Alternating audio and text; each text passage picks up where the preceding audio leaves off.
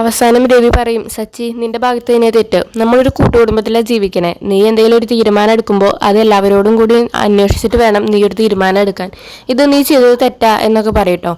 അങ്ങനെ അവസാനം രേവതി പുറത്തു പോയിട്ട് ഇങ്ങനെ പണിയെടുത്തുകൊണ്ടിരിക്കുകയാണ്. ആ സമയത്ത് സച്ചി അവിടെ നിൽക്കുന്നുണ്ടാവും. എന്നിട്ട് സച്ചി ചോദിക്കും, ഏടി എന്തെല്ലാവരും എന്നെ കുറ്റം പറയണേ ചോദിക്കുമ്പോൾ, പിന്നെ സച്ചേട്ടൻ്റെ ഭാഗത്തല്ലേ തെറ്റ്, അപ്പോൾ പിന്നെ സച്ചേട്ടനല്ലേ കുറ്റം പറയുക എന്നിങ്ങനെ ചോദിക്കും. നീയും അങ്ങനെ പറയുകയാണോ എന്നിങ്ങനെ ചോദിക്കും.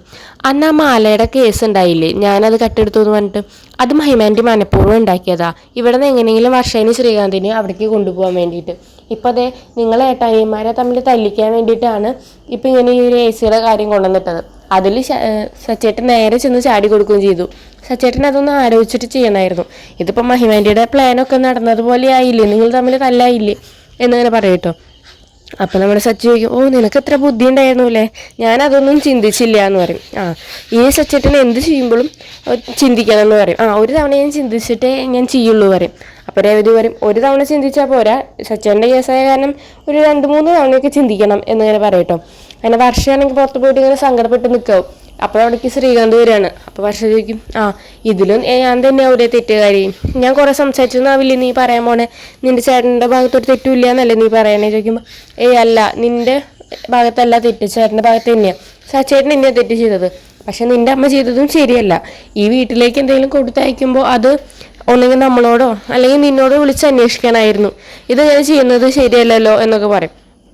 അപ്പോൾ വർഷം ചോദിക്കും, അപ്പോൾ ഇതെന്താ നേരത്തെ എല്ലാവരും ഇരിക്കുന്ന സമയത്ത് നീ പറയാഞ്ഞ് ചോദിക്കുമ്പോൾ, അങ്ങനെ ഞാൻ പറഞ്ഞു കഴിഞ്ഞാൽ എല്ലാവരും മുന്നിൽ നീ തലകുനിച്ച് നിൽക്കേണ്ടി വരില്ലേ, അതിന് ഞാൻ നിന്നെ വിട്ടുകൊടുക്കില്ല എന്നങ്ങനെ പറയട്ടോ.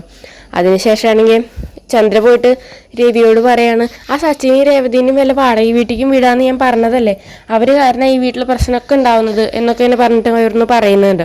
ആ സമയത്ത് ശ്രുതിയാണെങ്കിൽ കടയിലേക്ക് പോകാൻ വേണ്ടിയിട്ട് ഇറങ്ങുകയാണ്. അപ്പോൾ ശ്രുതി നീ ഒന്ന് നിന്ന് എന്ന് പറഞ്ഞിട്ട് ചന്ദ്ര പിന്നാലെ പോവുക. എന്നിട്ട് പറയും, മോളെ നിങ്ങളുടെ ചരട് പിരിച്ചു കൊടുക്കൽ ചടങ്ങൊക്കെ കഴിഞ്ഞതല്ലേ, എന്നിട്ട് നീ ചരടിട്ട് നടക്കേണ്ട, ആൾക്കാർ കണ്ടാൽ നാണക്കേടാ, നീ എൻ്റെ കൂടെ വായോ, ഞാൻ ബാമടയിൽ അങ്ങ് പൈസ ഉണ്ടോ ചോദിച്ചിട്ട് നമുക്ക് ഗോൾഡ് എടുക്കാം എന്ന് പറയട്ടോ. അപ്പം വേണ്ട ആൻറ്റി, അത് ഞാൻ തന്നെ പൈസ ഒക്കെ ആകുമ്പോൾ എടുത്തോളാം എന്നിങ്ങനെ പറയട്ടോ. അപ്പോൾ നമ്മുടെ ചന്ദ്ര പറയും, ഇതാണ് മോളെ നീ വലിയ വീട്ടിലായതിൻ്റെ ഗുണം, നീ കണ്ടില്ലേ, അങ്ങനെ ഞാൻ പറഞ്ഞിട്ട് എൻ്റെ പിന്നാലെ വരാതെ നീ സ്വന്തം കാശിന് എടുത്തോളാം എന്ന് പറഞ്ഞതും, ഇത് ആ രേവതി ദരിദ്രവാസി പെണ്ണായിരുന്നെങ്കിലേ ഇപ്പം തന്നെ സാരി ചുറ്റിയിട്ട് എൻ്റെ മുന്നിൽ നടന്നിരുന്നു എന്നൊക്കെ തന്നെ പറഞ്ഞിട്ട് രേവതിനെ പറ്റിയിട്ട് ഓരോന്നിങ്ങനെ പറയുക. അപ്പോൾ അവിടേക്ക് വർഷം വരും കേട്ടോ. എന്നിട്ട് വർഷം ചോദിക്കും, ആൻറ്റി ഇപ്പോൾ ആരെ പറ്റിയിട്ടാണ് പറഞ്ഞത് ചോദിക്കുമ്പോൾ, ഞാനൊരു പൊതുവെ ഒരു കാര്യം പറഞ്ഞതാ. പൊതുവെ പറഞ്ഞതല്ല എന്ന് എനിക്കറിയാം, രേവതി ചേച്ചീനെ പറഞ്ഞതെന്ന് എനിക്കറിയാം.